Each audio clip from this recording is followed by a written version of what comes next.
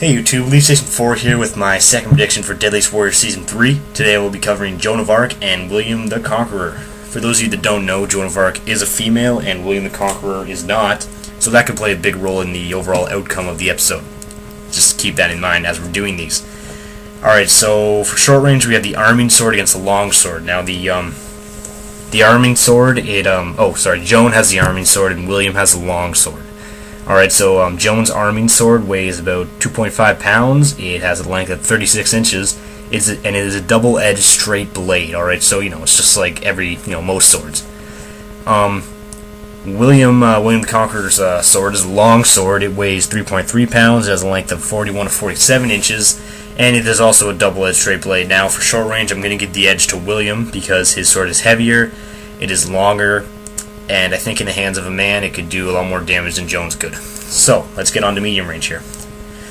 Joan brings the arbalest and William brings a crossbow. Alright, the arbalest, it is a lot like Vlad the Impaler's steel crossbow. It needs to be wound up to be shot. And although this may have a negative effect on the rate of fire, it also has a positive effect on the range and accuracy of the weapon. William has a crossbow. It is a lot like the knight's. I'm pretty sure it's going to be like just your average crossbow, and I think it'll be able to shoot more rounds a minute than the arbalest, so it'll have a better rate of fire. However, the range and the accuracy will not be as good because the arbalest is made for better range and accuracy. Another thing here about the arbalest that they didn't mention in the Wikipedia article, I did a little bit more research and I found that French archers that used the arbalest would also carry a pavise. This was a shield that was made for archers, that like people that use the arbalest, they could go behind that. They would carry it like a shield, and it could be planted into the ground. It had a spike at the bottom. It could be placed in the ground, and they use this to protect themselves when they were rearming their crossbow. So if Joan uses this in the episode, it could be a big advantage for her. But I mean, the rate of fire again on the arbalest is not very good. It's only 2 rounds a minute, and that's for skilled archers. All right, so the average archer might not be able to get that many out in a minute, which that's not very many to begin with. So for these, I'm just gonna give the edge to the crossbow with William Conqueror, but I think it'll be very close. If they use the pavise, I think it will be a very close matchup here. But if they don't, then it'll just be a blowout. The crossbow will win for sure. All right, so let's look at long range. Joan has a siege cannon, and William has the torsion catapult. All right, the siege cannon is just like your cannon. It uses gunpowder, and the torsion catapult, it shoots rocks. All right, it uses it like propels a rock. It does what a cannon does. I'm actually really excited for this because I've never seen a catapult on Deadliest Warrior, and I've never seen one in real life. So I really want to see the damage it can do. But I'm gonna have to give the edge to the siege cannon. Cannons replace catapults in history, and I think that's enough to say that the cannon's gonna get the edge on that one.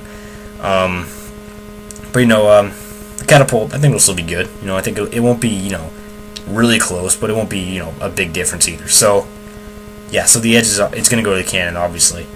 All right, now let's look at the armor, because I think on the Wikipedia at least they said armor as one of the weapons. So I don't really know, but I'm just going to cover the armor anyway. Joan brings plate armor, so that's like the knight from Pirate vs. Knight. And William brings butted chainmail. That's just like chainmail with, I think it's just chainmail, really. I think it has a couple extra things, so I'm not sure. But,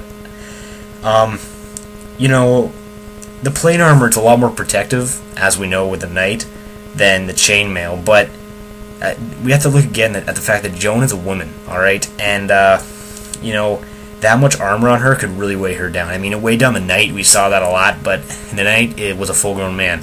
Joan is a woman. I'm just saying, women are not as built as strong, and that armor could really weigh her down and be more detrimental to her than anything. Whereas a chainmail is a lot lighter, and a man's wearing it. So you're really tipping the scale here as far as you've got a weaker person with heavier armor and a stronger person with lighter armor.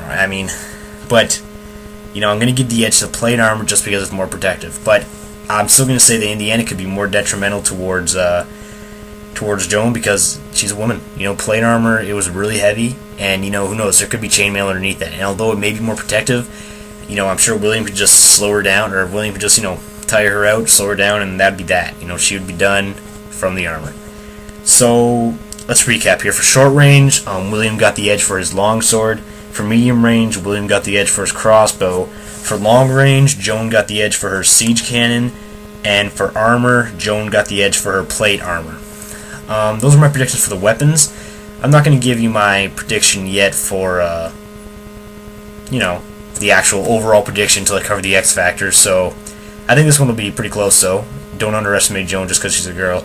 And so I'll see you guys later. A couple other things here. I wanted to promote a couple of fellow YouTubers that enjoy Dudley's Warrior and that I enjoy watching them. So Xbox7752, I'll write his name down in the there'll be a picture here.